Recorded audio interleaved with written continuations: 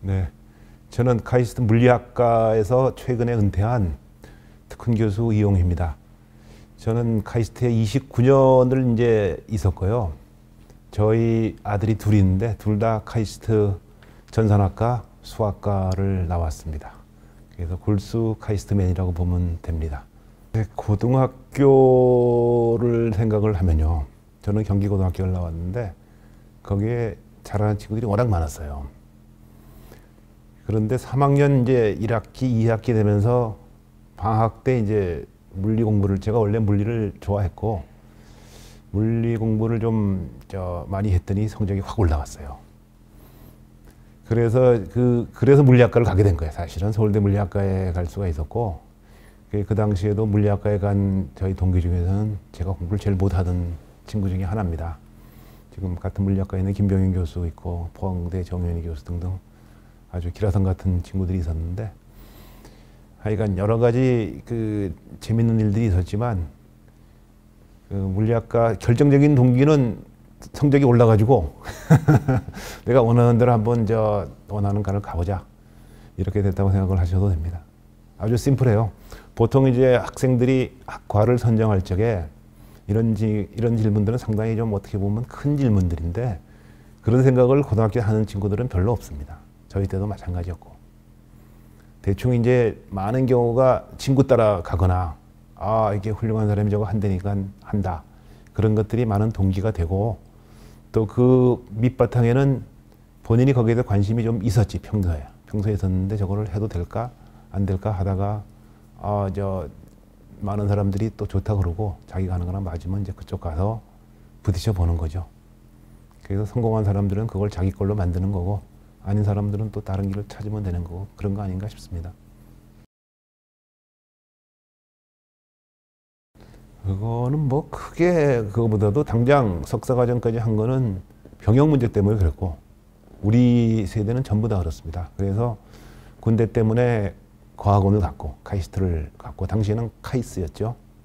카이스트를 갔고 그리고 거기서의 석사 과정은 실질적으로 초보 단계였기 때문에 당시만 해도 제대로 배우려면 미국을 가서 배우는 게 아닌가.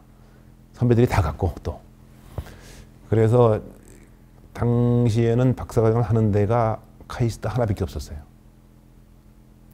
제가 77년도에 카이스트 들어갔으니까 서울대는 박사과정이 없었어요. 아예.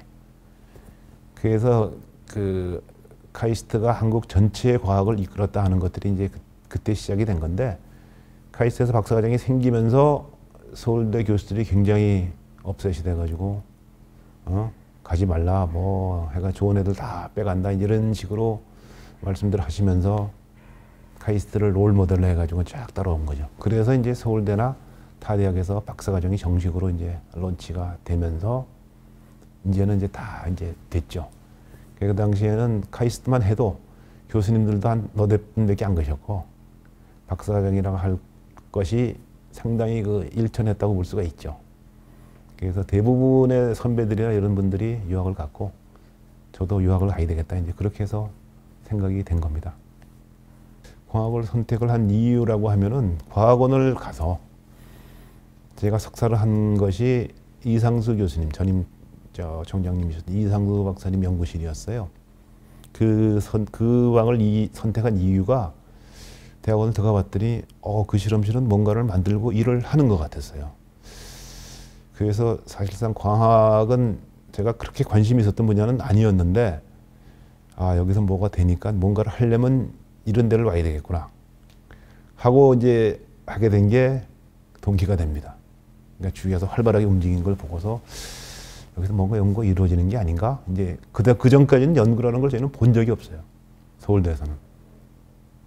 그래서 앞으로 뭐 할 거냐면 전자기 전공한다 그러고 실험을 본 적이 없었기 때문에 그래서 보니까 신기했던 거예요. 여긴 진짜로 뭘 만들고 실험이란 걸 하네. 레이저도 있고 해서 이제 그쪽을 광학을 하게 됐고 그러니까 그 다음에 유학 갈 적에도 광학을 하게 되는데 또 하나의 다른 이유는 다른 데서 내가 얘기를 했지만 제가 정녹색약이에요.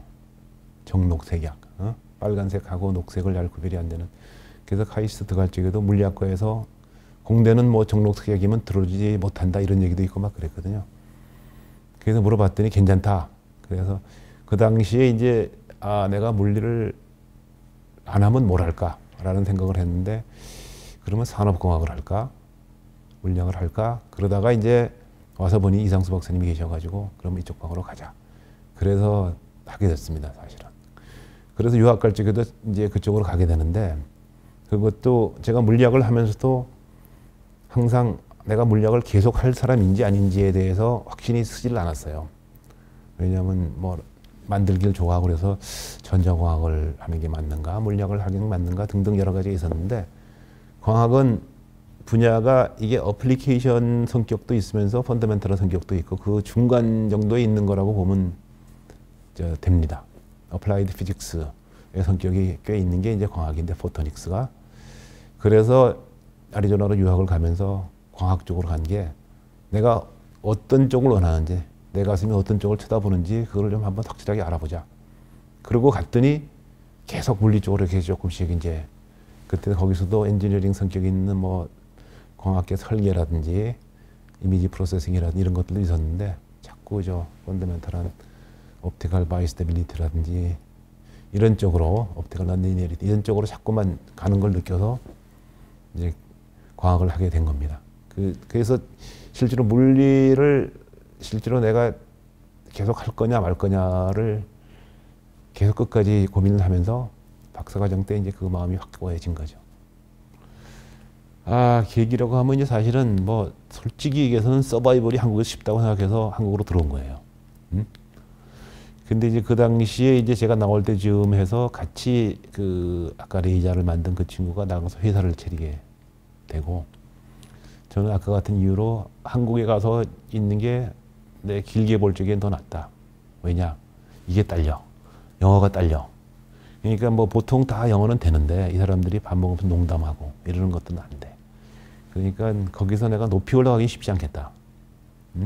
연구를 계속 하는 벨랩에서도 그렇고 그럴 바에야 한국을 돌아오자. 한국을 돌아와서 벨랩에서 제일 잘하는 놈들이랑 해봤는데 잘하는 친구들이랑 해봤는데 정말 잘하는 애들도 있고 또 거기서 견뎌보니까 내가 중간은 가는 것 같아. 그래서 이렇다면 우리 카이스트로 와서 애들이 똘똘한 애들 같이 일하면은 못할 게 없지 않냐. 해서 이제 카이스트로 오게 되죠. 그래서 거기서 한글로 멋있는 레주메 하나 만들어가지고 이력서 만들어서 카이스트로 이제 들어오게 되는 거지. 들어와서 그리고 이제 그때 생각한 것 중에 하나가 우리가 젊은 시기를 되돌아보면은 그 젊은이들이 가장 생산적이고 프로덕티브한 때가 20대에서 40대까지야 사실은. 근데 유학을 가면 그 시간을 미국에다 투자를 해주고 오는 거예요. 우리는 얄량한 이력서 하나 가지고 오는 거예요. 그러니까 그러지 말고 여기 와서도 애들한테 학생들한테 그런 얘기를 하는 거예요. 야, 내가 그랬는데 우린 여기서 한번 해보자. 이제 그런 식으로 유학 갈 필요 없다. 건방지게 이제 그런 식으로 얘기를 하면서 했고 그때 이제 들어온 친구들이 지금 맹활약 하는 친구들이 많지 초창기에. 그런 이유가 있습니다. 그러니까 미국보다는 한국이 편하다.